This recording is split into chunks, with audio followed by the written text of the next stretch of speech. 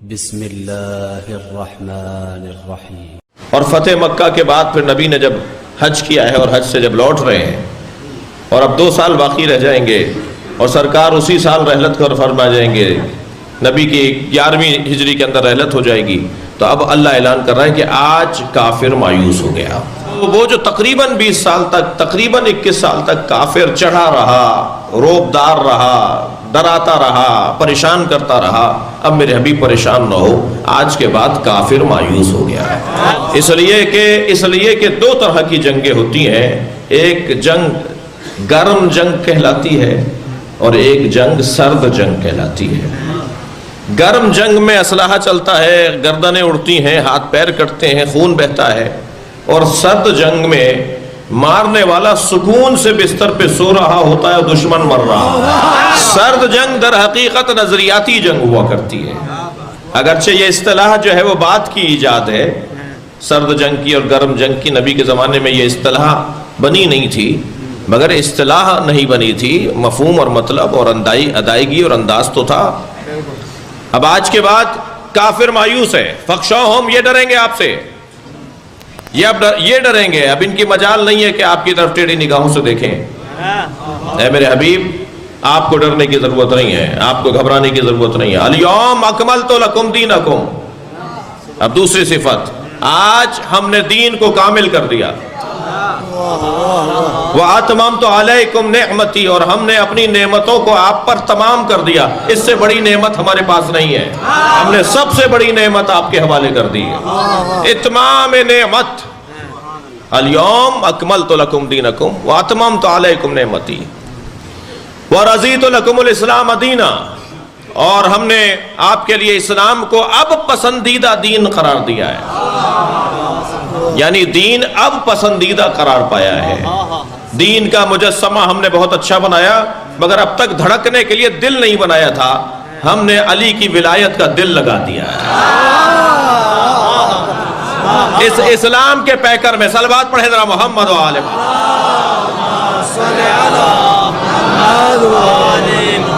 اسلام کے پیکر میں جو اس کو زندہ رکھے گا، جو اسے باقی رکھے گا، جو اس کو حیات عطا کرے گا، وہ ایک دھڑکنے والا دل ہے جسے ولایت علی کا ہے۔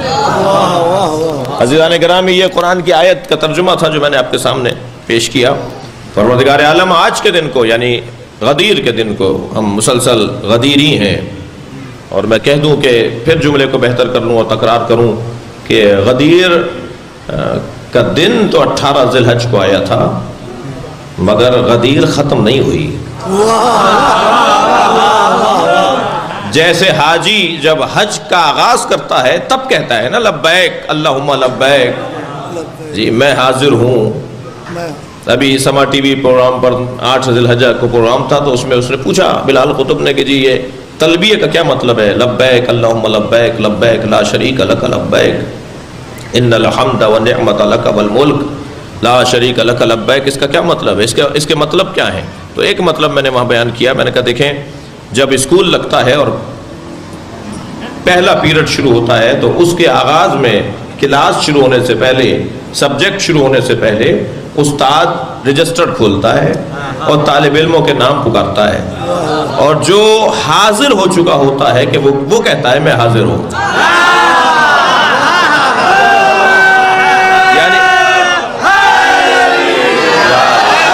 یعنی اسکول کا آغاز ہے لبیک۔ اب حج تو شروع ہو رہا ہے، یعنی اب حاضری شروع ہوئی ہے، اب یہ پاکستان جا کے حج ختم نہیں ہوگا، اب اس کی زندگی میں اب کلاسیں چلیں گی جب تک یہ زندہ ہیں، اب یہ کلاسیں چلیں گی۔ اسی طرح عزیزان گرامی، جب غدیر کے میدان میں کہہ دیا گیا الیوم اکملت لکم دینکم، آج ہم نے دین کو کامل کر دیا، تو اب اسلام تو اب شروع ہوا ہے۔ صلوات پڑھیں محمد و آل محمد۔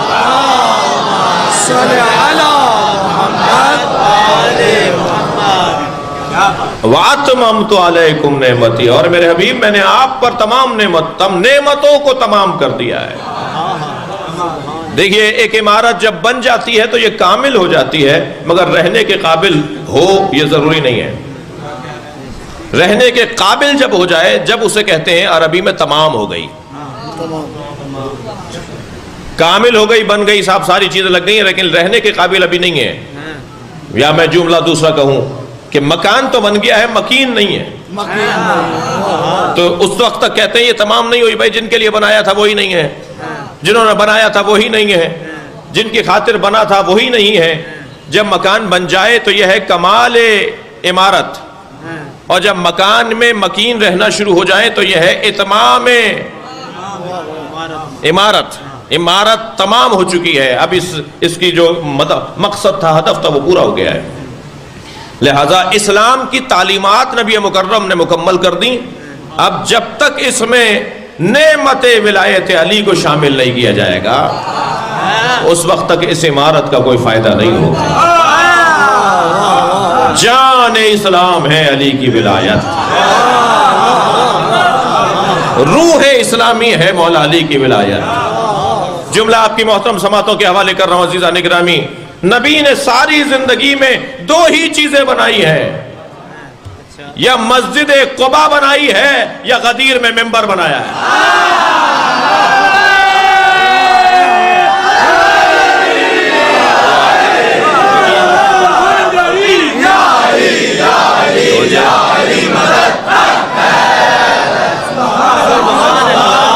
بڑی عنایت آپ کی توجہات کا شکریہ. سرکار دو جہاں نے اپنی زندگی میں، اب میں مجھ سے اگر یہ جوان یہ بچہ سوال کرے کہ جی نبی کی زندگی کا خلاصہ کیجئے، ہوتا ہے کلاس جب سبجیکٹ مکمل ہو رہا ہوتا ہے، جب مثلاً استاد کہتا ہے جی خلاصہ لکھو، پوری کتاب کا ایک صفحے پہ خلاصہ لکھو، تو نبی کی سیرت کا، اگر نبی کی زندگی کے امور کا، نبی کی سیرت کا اگر خلاصہ لکھا جائے تو خلاصہ میں یہ لکھوں گا کہ ساری زندگی، توجہ چاہوں گا اس جملے پر، ساری زندگی اللہ کے نبی نے یا عقیدہ توحید پہنچایا ہے یا عقیدہ ولایت علی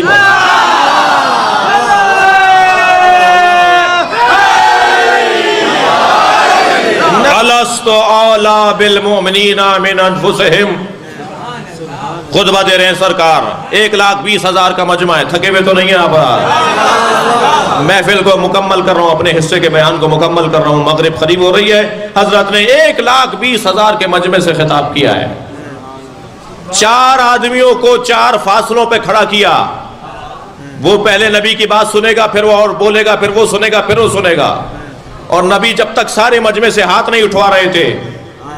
یہ صرف مولا علی کو ہاتھوں پر بلند کر کے علی نے نہیں دکھایا، نبی نے نہیں دکھایا ہے. صرف میرے مولا نبی نے مولا علی کو ہاتھوں پر بلند کر کے نہیں دکھایا ہے. پورے مجمع سے جب علی کی ولایت کا پیغام پہنچ گیا تو ہاتھ اٹھوا کر اقرار لیا ہے. اللہ اکبر. میں ابھی ماہ رمضان میں ایک ٹی وی چینل کے اوپر تھا، وہاں ایک بریلوی عالم فیصل آباد کے، وہ وہاں پر تھے. وہ کہنے لگے کہ جب علی کا نام لیا کرو تو ہاتھ اٹھا کر نام لیا کرو، یہ سنت نبی ہے.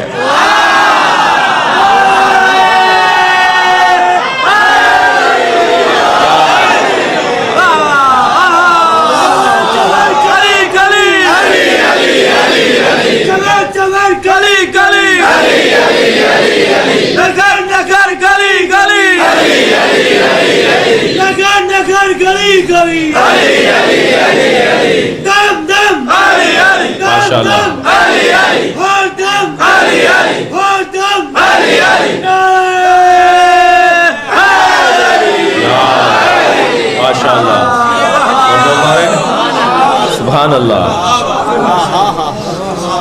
3 آدمی پر تکرار کرتے تھے نبی کے جملے کو. 1,20,000 آدمیوں سے خطاب ہے. اہتمام بھی بڑا عجیب ہے.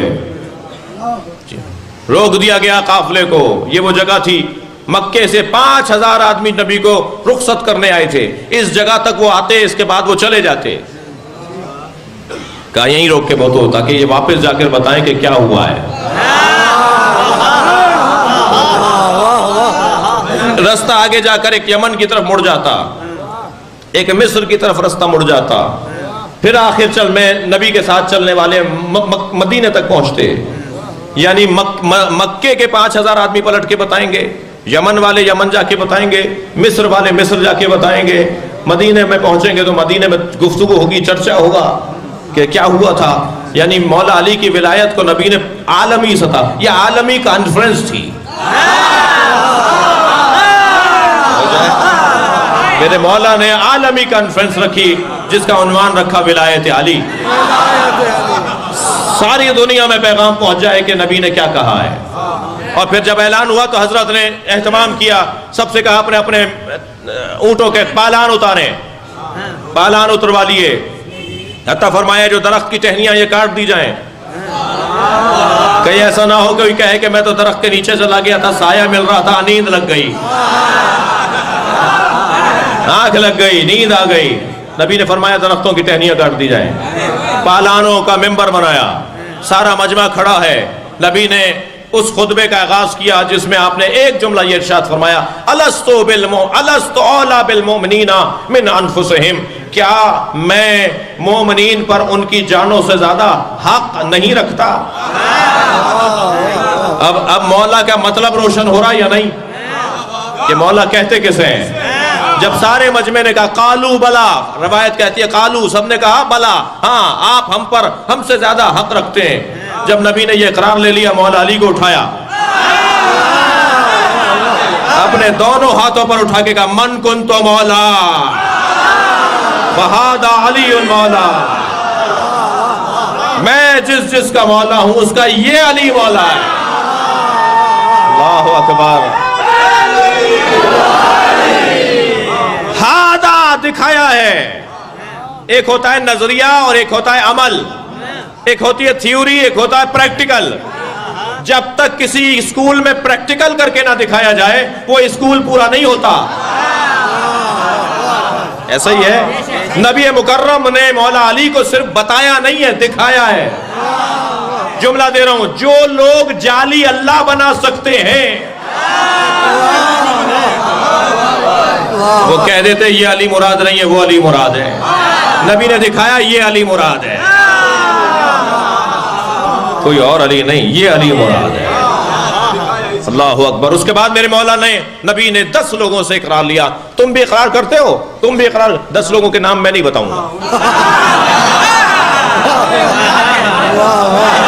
علامہ عبدالحسین امینی نے الغدیر 11 جلدوں کی کتاب لکھی ہے, صرف حدیث غدیر کے اوپر. 11 جلدیں صرف اس حدیث کے اوپر.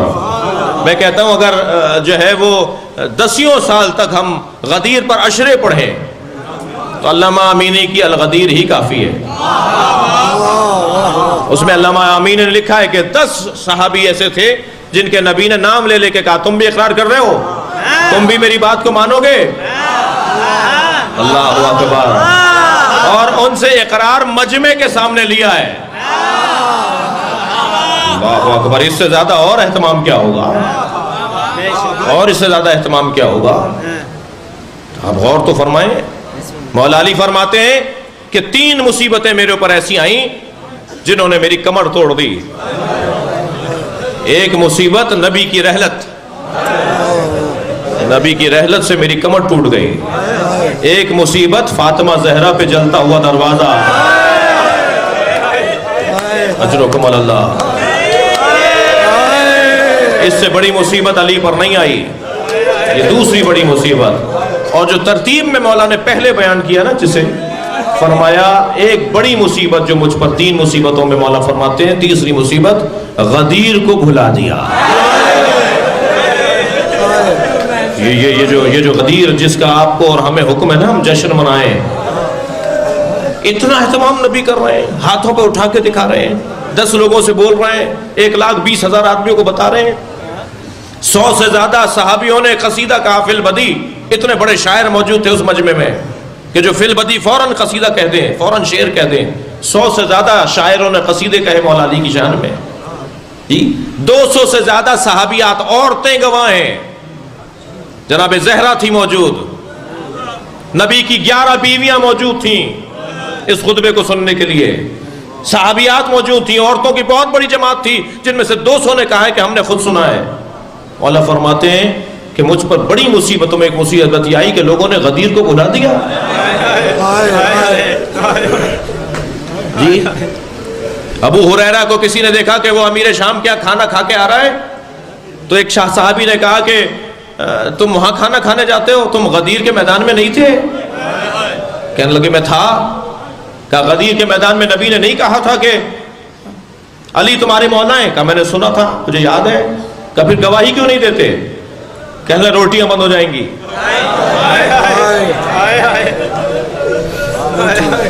مولا فرمائے میری کمر توڑ دی مسلمانوں نے، مجھے اکیلا کر دیا۔ 100 صحابی بیٹھے تھے جو غدیر میں موجود تھے، نبی کو مولا علی کو یاد تھا، یہ وہاں موجود تھے۔ ان میں سے ایک انس ابن مالک، کتنا بڑا نام ہے انس ابن مالک۔ مولا علی نے فرمایا انس تمہیں تو یاد ہے کہ نبی نے مجھے ہاتھوں پہ اٹھا کے کیا کہا تھا؟ کہا تھا من کنت مولا فہد علی مولا۔ کہنے لگا میرا حافظہ کام نہیں کر رہا، مجھے یاد نہیں آ رہا۔ کوئی علی سے پوچھے کیا گزر رہی ہوگی علی پر، کوئی مولا علی سے پوچھے مولا علی پر کیا گزری ہوگی اس وقت۔ کوڑ کا مریض ہو گیا تھا یہ انس ابن مالک کا آخری ایام میں۔ جیسے ہی مولا کو یہ جواب دیا نا، بعض کا کہنا تو یہ کہ اسی دن اسے مرض لگ گیا جب اس نے مولا کا دل دکھایا۔ کہ میرا حافظہ کام نہیں کر رہا کہ نبی نے کچھ کہا تھا۔ سنیں گے کسی نے میرے مولا رضا سے کہا مولا آپ اتنا کربلا کو کیوں یاد کرتے ہیں؟ بار بار مجلسیں کرواتے ہیں، بار بار محرم آتا ہے تو فرش عزا بچھاتے ہیں، شاعروں سے کہتے ہیں میرے جد حسین کا مرثیہ کہہ کر لاؤ، دیبل خدائی مرثیہ کہہ کر لاتے ہیں۔ مولا رضا سے ایک صحابی نے پوچھا مولا آپ کربلا کو اتنا کیوں یاد کرتے ہیں؟ کربلا کو اتنا کیوں واقعہ ہوا، آپ نے صبر کر لیا، واقعہ گزر گیا، تاریخیں گزر گئیں، آپ صابر لوگ ہیں، آپ نے برداشت کر لیا، واقعہ گزر گیا۔ حضرت فرمایا اگر غدیر کو نہ بلایا ہوتا تو کربلا نہ ہوتی۔